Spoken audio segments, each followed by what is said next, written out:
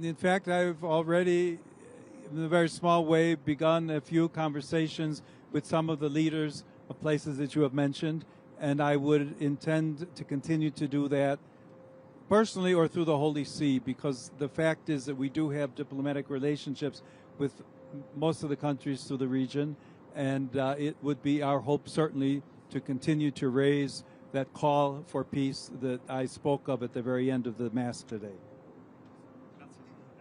La prossima domanda è di Imad Atrash dei Sky News Arabia. Santità, sono libanese, quindi parlo in italiano, se mi permette. Santità, nel suo ultimo discorso, che credo sia molto importante, c'era un chiaro messaggio per le autorità libanesi per negoziare, quindi negoziare, dialogare, costruisce. Il Vaticano farà qualcosa di concreto in questo senso. Poi ieri sera lei ha visto anche un esponente sciita, prima del suo viaggio Hezbollah gli aveva mandato un messaggio, non so se lei l'ha ricevuto, l'ha letto e cosa ci potrebbe dire a riguardo. La ringrazio molto per aver visitato il Libano, che era un sogno per noi. Bene, grazie. Un aspetto di questo viaggio che non è stato, diciamo, la causa principale, perché il viaggio stesso è nato pensando in questioni ecumeniche, con il tema di Nicea, l'incontro con i patriarchi, quelli cattolici, quelli ortodossi, e cercando unità nella Chiesa.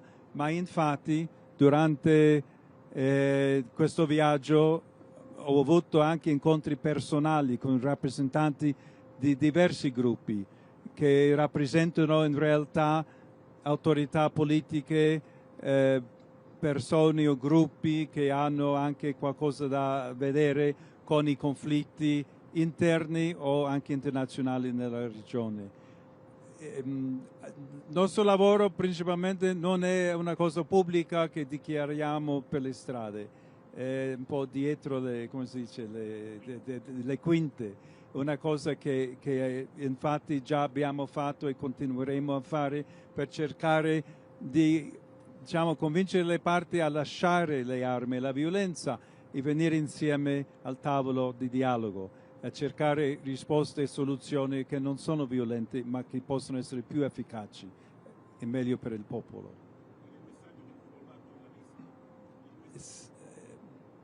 Se l'ho visto, evidentemente c'è da parte della Chiesa la proposta che lasciano le armi e che cerchiamo il dialogo, però più di questo preferisco non commentare in questo contesto. L'altra domanda è da parte di Cindy Wooten di CNS, Catholic News Service. Holy Father, you said a couple months ago that there is a learning curve to being Pope. Can you, and when you arrived at Harissa yesterday with the warm welcome, it looked like you said, wow. Can you tell us sort of what you're learning? What's the most difficult thing to learn for you in being Pope? And you haven't told us anything either about what it felt like in the conclave when kind of it became clear what was happening. Can you tell us a little bit about that? Well, my first comment would be that just a year or two ago, I too thought about retiring someday. You've received that gift, apparently. Some of us will continue to work. The conclave itself, I believe very strictly about the secret of the conclave, even though I know there have been public interviews where some things were revealed. I said to a reporter the day before I was elected, she caught me on the street, I was going to lunch across the street at the Augustinians, and she said, well, what do you think? You've become one of the candidates. And I simply said, everything is in the hands of God. And I believe that profoundly. One of you, there's a German journalist on here who said to me the other day, tell me one book besides St. Augustine that we could read to understand who Prevost is. And there's several I've thought of, but one of them is a book called The Practice of the Presence of God It's a very simple book by someone who doesn't even give his last name, Brother Lawrence. Read it many years ago. But it describes, if you will, a type of prayer and spirituality where one simply gives his life to the Lord and allows the Lord to lead. And if you want to know something about me, that's been my spirituality for many years.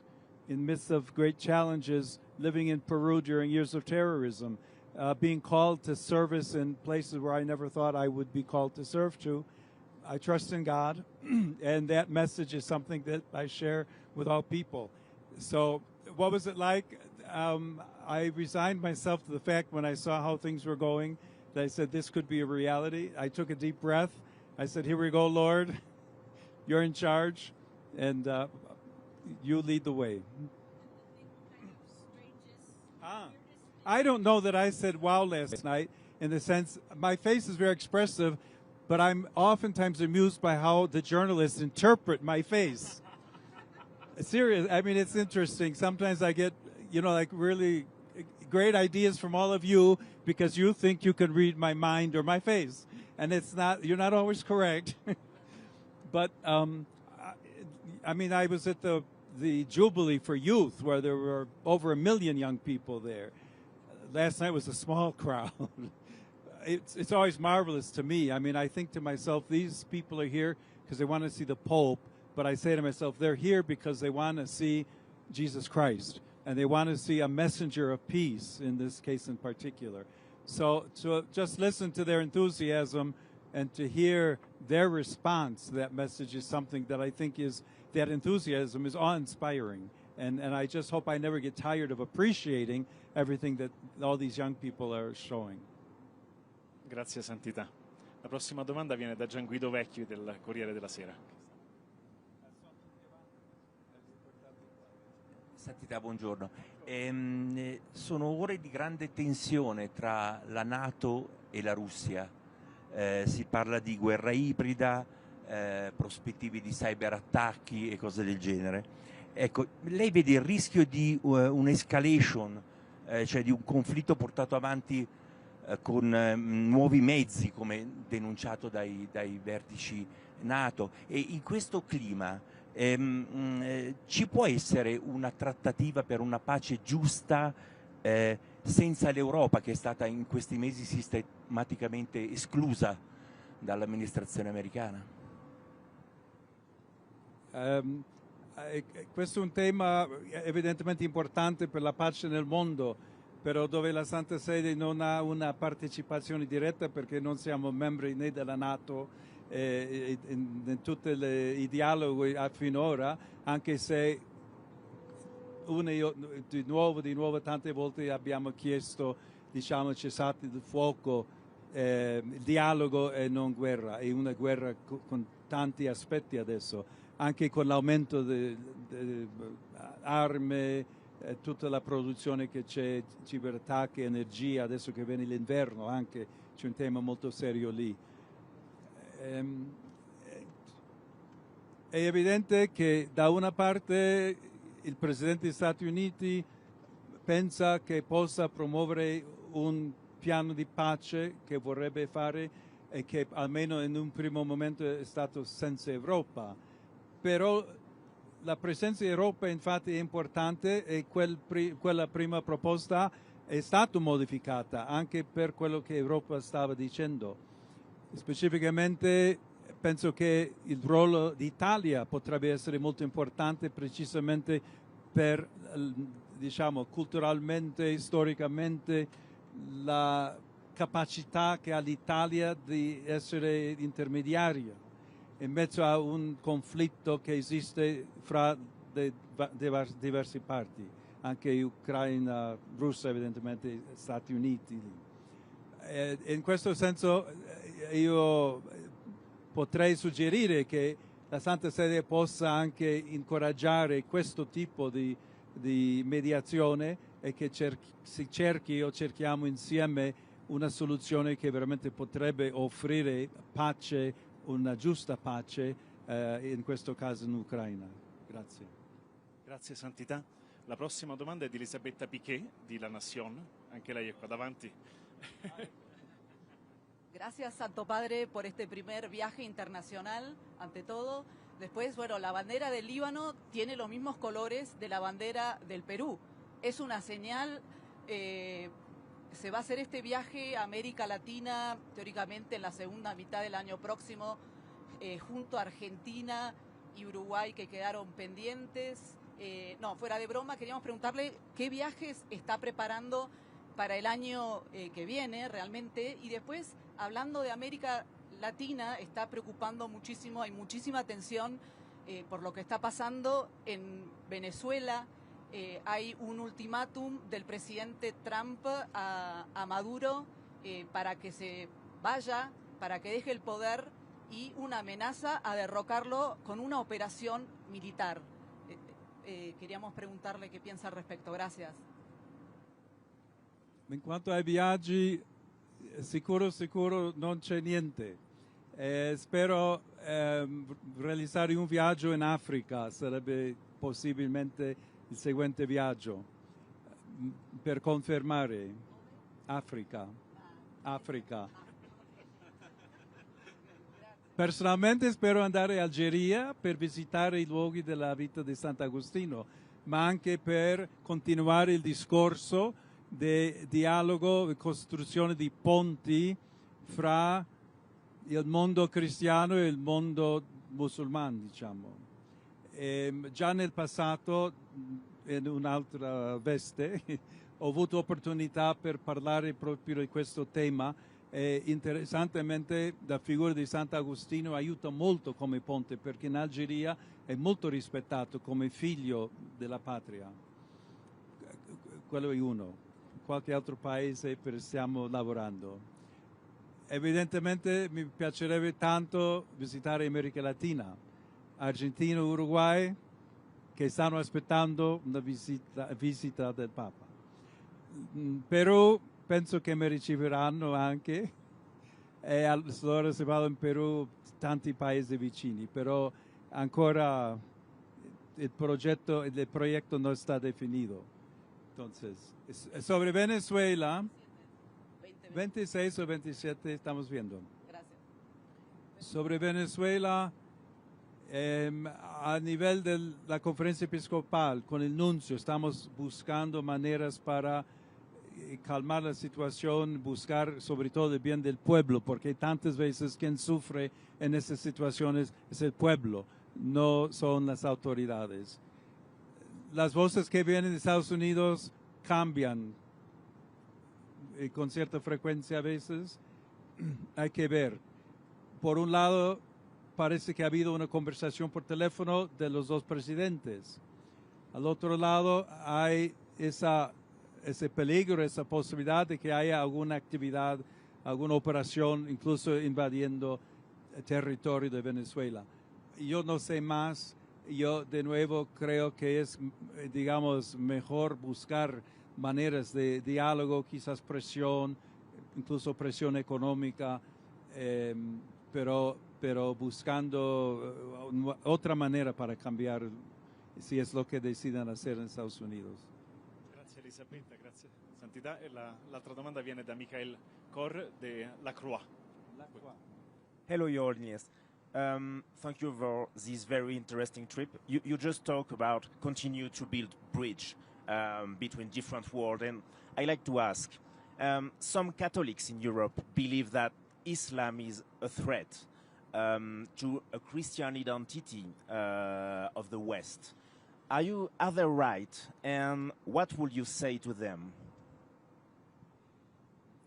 All of the conversations that I had during my time both in Turkey and in Lebanon, including with many Muslims, were precisely concentrated on the topic of peace and respect for people of different religions.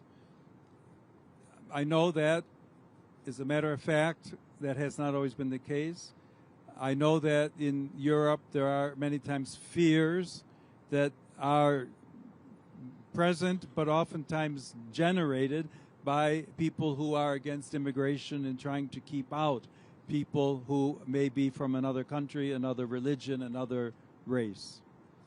And in that sense, I would say that we all need to work together. One of the values of this trip is precisely to raise the world's attention to the possibility that dialogue and friendship between Muslims and Christians is possible. I think one of the great lessons that Lebanon can teach to the world is precisely showing a land where Islam, Christianity are both present and are respected, and that there is a possibility to live together, to be friends. Stories, testimony, witnesses that we heard even in the past 2 days of people helping each other, Christians with Muslims, both of whom had their villages destroyed, for example, of saying we can come together and work together. I think those are lessons that would be important also to be heard in Europe or North America, that we should perhaps be a little less fearful and look for ways of promoting authentic dialogue and respect. Trees of Lebanon. La prossima domanda viene dalla giornalista dell'ARD, Giordana. Santo Padre, la Chiesa in Libano, ok, dovevo chiedere in inglese, sorry. So, the church in Lebanon is supported also by the German church. There are, for example, some German aid agencies very active in Lebanon. So from that point of view, it is important that the German church has to be strong. And you probably know that there is a synodal way, we call it synodaler Weg, a process of change in the German church going on.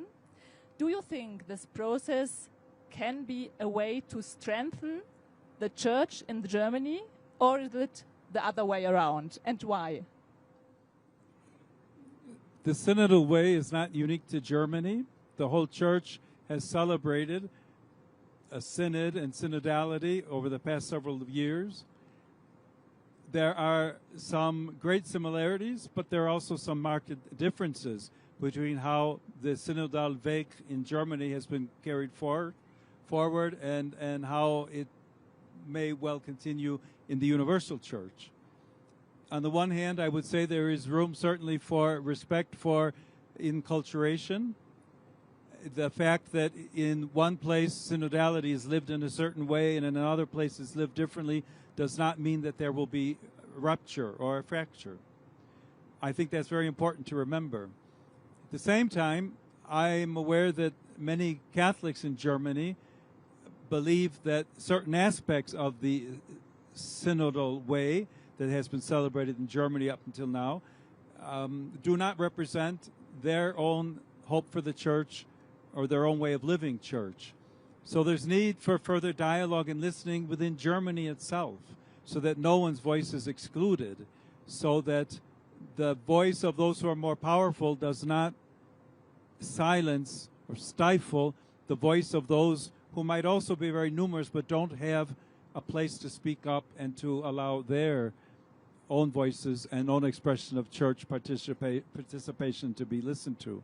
At the same time, as you know, I'm sure, the German group of German bishops has been meeting through the past couple of years with a group of the cardinals from the Roman Curia, and there's an ongoing process there as well to try and make sure that the German synodal way does not, if you will, break away from what needs to be considered as the pathway of the universal church. I'm sure that will continue.